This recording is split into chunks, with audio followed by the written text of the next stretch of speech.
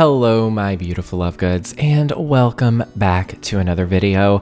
This build is another tiny house build, and it's also a starter home, and it's also off the grid. And it's also cottagecore. So it just ticks all the boxes and I'm here for it. This is just a 2-bedroom little cottage. It has a second floor there.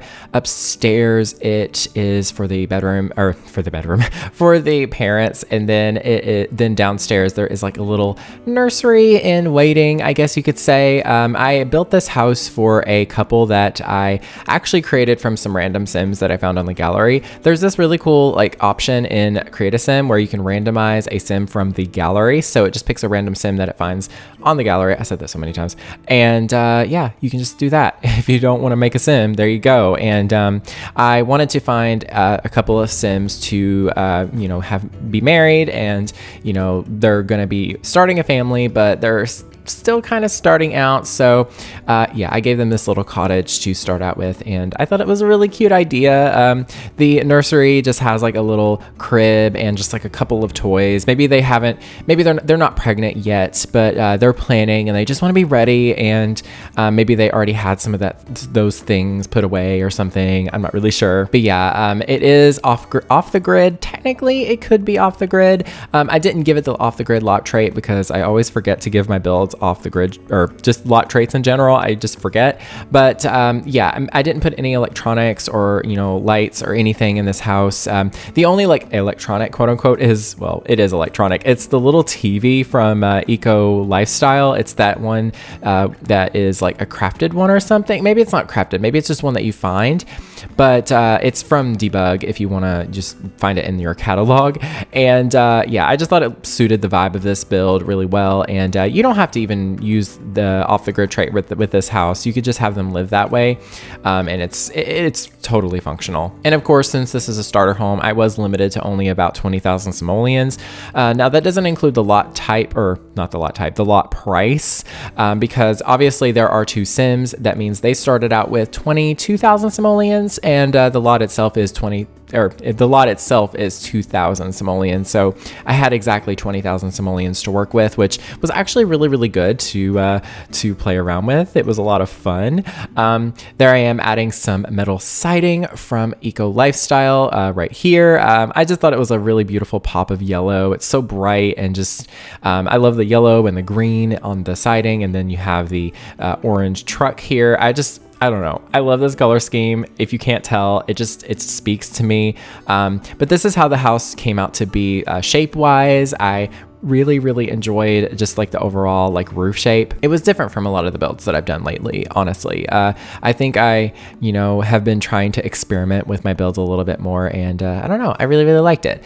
And the floor plan was a little bit tricky, honestly, because I needed to take into consideration that I needed to add a ladder for the upstairs. So obviously the upstairs is specifically only going to be for the parents, and then they have a bedroom there that maybe it was a bedroom in the past for them, and then they decided to have a child, and so they went ahead and just started getting ready for it.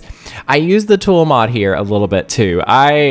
Listen, I'm not even going to try to explain what I was doing here, but I just wanted to make a custom kind of banister. And so I used this like fence post, and I used the tool mod to like rotate it and lift it and play around with it. And I was like, I don't want to do that anymore. So I'm just gonna, make it look nice in the back. But I thought it looked kind of cute. It was different. And I've been trying to experiment with the tool mod a little bit, just because there's so many items in the game and there's only so many ways you can use them.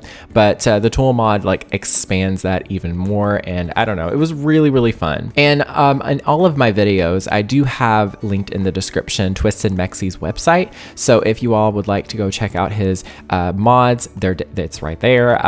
His mods are incredible, and they're very integral into how do you say that? I don't know how to English, but they're very useful, and I use them in all of my builds. So the Better Build By mod, which has been updated, by the way, for the recent patch, which I'm not going to get into because I have feelings about it that I will get into later, actually. But yeah, the Better Build By mod is essential if you want to access all of the live edit objects without having to scroll through that entire menu and like type in debug and all that fun stuff. It does limit your builds a little bit, because when you have that organized debug tag on the items that you get from that, like the show live edit objects and the debug objects, are going to be marked as custom content. You just have to turn off that flag, restart your game, and then jump back in. It's a little bit of a process, but I'm willing to do it so that I can play around with it and not have to worry. And of course, I'm using the tool mod once again to just add some little cushions to this little sofa there. I didn't use it too much in this build, don't worry. I just used it a few times because I was just experimenting with it. And I don't know, it was really, really fun. And it was very it's cathartic for me to just see something that I've seen other builders do. So, but yeah, I do, wow, I am losing track of thought. I do use the tool mod once again here in the bedroom for the bed frame. I just wanted to play around again and see what I could do. I wanted to just make this bed here that is kind of like a very basic modern bed and just add a little bit of a rustic touch. So I just used the same kind of fence post that I used outside and just kind of rotated these things around, and I honestly really like how it comes out. I do have to move this bed upstairs, but it was really, really easy just to replace these items because it just took a few minutes to just readjust them. But yeah, this is a really cool mod. He also has that linked on his website too, the tool mod. It's incredible. It's obviously a little bit complicated and daunting to use at first. I recommend just using it just in the very beginning to like lower objects into the ground. That's a really good place to start. I know that my friend Tanya, she's used the tool mod to like lower like plants and stuff into the ground to make some more custom bushes. I've seen that done before. It's really, really cool. And there I'm adding the little TV there from Eco Lifestyle, added a few like hanging plants, and just overall I love this build so much. It's so cottagey and cozy and thrifted and just, I don't know, it just speaks to my soul so much. I enjoy it immensely.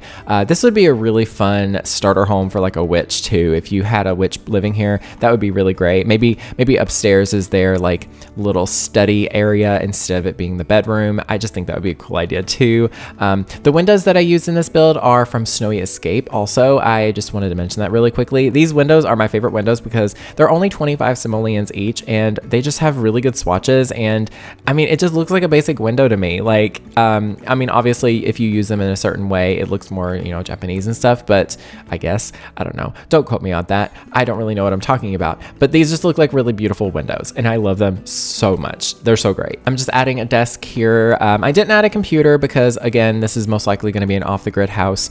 But I did just make sure to give them a little space just to like, write. I mean, theoretically, they don't actually do that in this game, but in theory, they have a desk there. And if you do decide to place this house and not have it be off-grid, is that right? Do you not have it be off?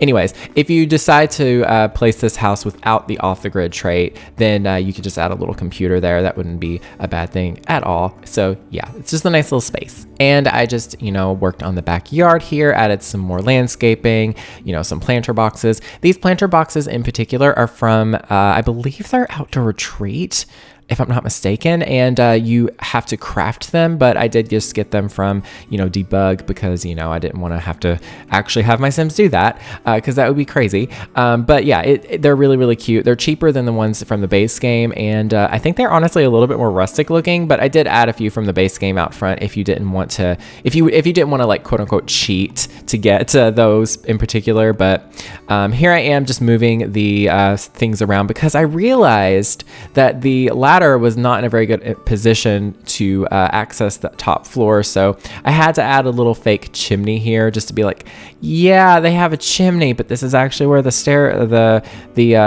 what do you call it? The ladder in the doorway to the bedroom is. So, it's a little bit of a facade, but I think it looks really cute, to be honest. It works. But yeah, that's the overall shape of the house done. I'm just working on a few things for the interior. You can see that I still had around 4,000 simoleons left. So this house really wasn't crazy expensive, especially for what it is. It's a pretty, it's like a tier 3 small home. So, or is it tier 1? It's tier 3, right? I always get those backwards. I know tier 2 is tiny house, which is 64 tiles, but then there's the micro house, which is 32, and then there's small house, which is 100 tiles. I don't really remember. I always get them backwards in my head. But yeah, here I am moving this bed up here.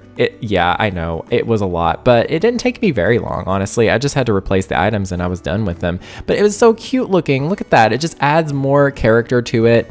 And I can imagine you can actually use way more objects to do a really cool bed frame like this. I've actually seen people use that one like little spice holder thing from the base game, and they enlarge it and they use it in a way to have like a really cool like a metal bed frame. I just thought that was a really cool idea. And yeah, but I think that is pretty much it for this build. I hope you all enjoyed it. Do let me know in the comments down below if you'd like to see more builds like this.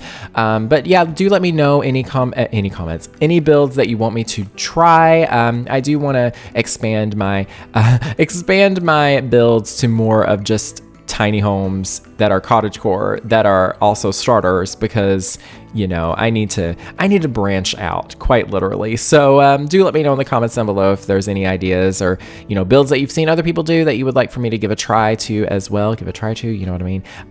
But yeah, I love you all. Take care of yourselves. Make sure to drink some water today. I mean it. You better be drinking some water. You better stay hydrated. I need to go drink some water too. I need to take my allergy medicine and my vitamins. Yeah, if you haven't taken your vitamins today, do that too, sweetie. I know you forgot, because you always forget, because I always forget. We are the same. Anyways, I love you all. Stay safe, stay home, stay healthy, stay hydrated. And yeah, that is everything. Thank you all so very much for watching. Stay weird and beware of the nargles.